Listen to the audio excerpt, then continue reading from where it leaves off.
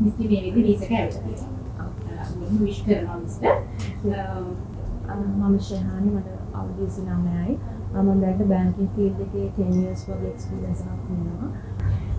UK qualification එකක් තියෙන නිසා මිස්ටි IELTS එක waive off වෙන්නේ නේද? ඔව් මට අතරම අපි ගොඩක් රිසර්ච් කරා. අතරම රෝහල්කින් අපිට ගොඩක් හෙල්ප් කරා. මිස් මදුෂිකාම මතක් කරන්න ඕනේ අපි මුලින්ම ආවේ රෝහල්කට මිස් මදුෂිකා තමයි අපිට කියලා දුන්නේ මොන යුනිට් එක මොන යුනිවර්සිටි එකද අතරම අපි තෝරගන්න ඕනේ මොන ප්‍රෝග්‍රෑම් එකද කියලා. වීසා එක ළඟදී ආව නිසා ඩිපෙන්ඩන්ට් එකක් මෙහෙම කරන්න තමයි බලාපොරොත්තු වෙන්නේ. ඉතින් ඔයාලට පුළුවන් ස්ටුඩන්ට් වීසා එක කලින් සක්සස් වෙලා ආවම ඩිපෙන්ඩන්ට් එකම යන්න chance එක හදා ගන්න. දැන් මිස් දේසර්ලි දෙන්නටම එකට ෆ්ලයි කරන chance එක හදා ගන්න පුළුවන්. මිස්ගේ ස්ටුඩන්ට් වීසා එක කලින් ඇවිල්ලා තියෙනවා. මේ මොන වගේ සතුටක්ද දැනෙන්නේ? ගොඩක් සතුටුයි මොකද මේක හරි අමාරු වැඩක්. ලේසි නෑ. අපේ ගොඩක් අපි සැක්‍රිෆයිසස් කරන්න ඕනේ. මොකද අපි දෙන්නම වර්ක් කරන නිසා.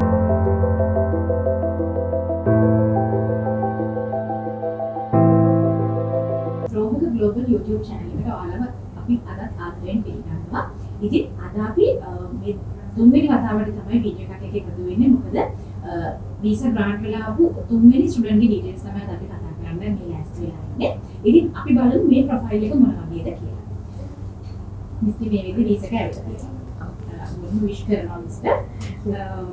අපි මතක් කරමු මිස්ගේ නම, වයස, ඇකඩමික් බෑග්ග්‍රවුන්ඩ්. මම ශහානි මට අවුරුදු 29යි. මම දැන් බැංකින් ෆීල්ඩ් එකේ 10 years වගේ එක්ස්පීරියන්ස් එකක් තියෙනවා. මම ප්‍රයිවට් බැංක් එකක දැනට HR ඩිපාර්ට්මන්ට් එකේ වැඩ කරනවා. HR බිස්නස් පාර්ට්නර් කෙනෙක් විදිහට. දැන් මාස්ටර්ස් නිව්සීලන්ත ඇප්ලයි කරේ වීසා අප්රූව් වෙලා දැන් තියෙනවා. ඇකඩමික් බෑග්ග්‍රවුන්ඩ් එක මොනවද? මම මෙහේ PQHR qualified වෙලා ඉන්නවා. ඊට පස්සේ මම Master of Business Administration MBA college එකේ MBA එක කරපු යුනිවර්සිටි එක Cardiff University.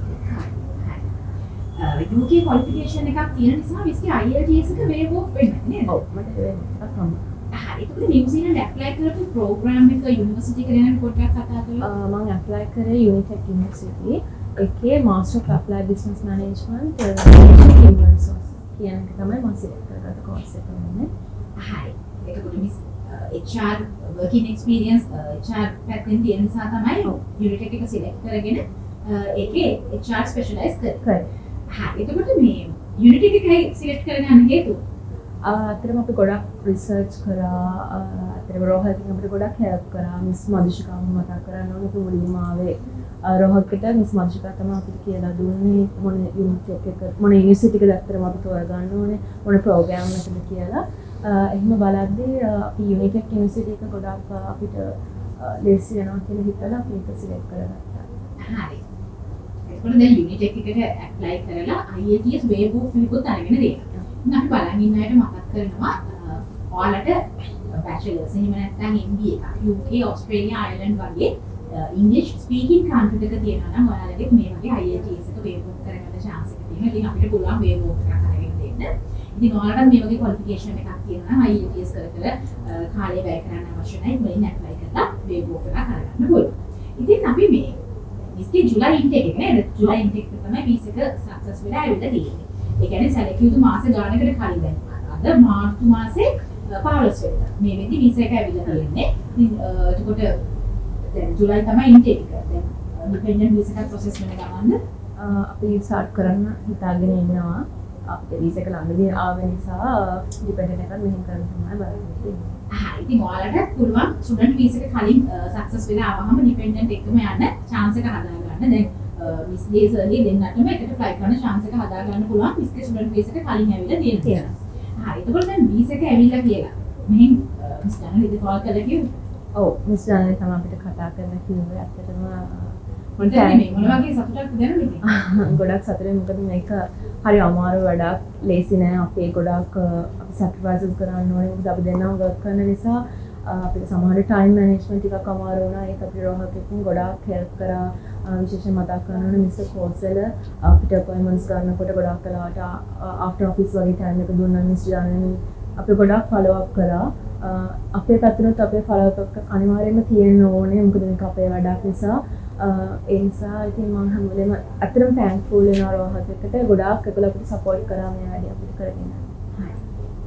ලේසියෙන් කරගන්න බැරි process එකක් කොහොමද මේ විදිහට ලේසියෙන් කරලා සක්සස් කරගත්තේ. ඒකට රෝහතකින් ලැබිච්ච සපෝට් එක පොඩ්ඩක් මතක් කරන්න. ඔව් මුලින්ම කියනවානේ අනිත් කෝස් වෙලා අපිට SOP එක කරන විදිය ගැන ඇත්තටම අපි මුලින්ම පර්ෆෙක්ට් කියලා අපි SOP එක දුන්නට ඒක ගොඩාක් දේවල් මිස කෝස් වල අපි මම හිතන්නේ අපි 10 පාරක් 15 පාරකට වඩා මිස කෝස් වල අපොයින්ට්මන්ට්ස් අරන් මීට් වෙලා තමයි අපි SOP එක කරේ.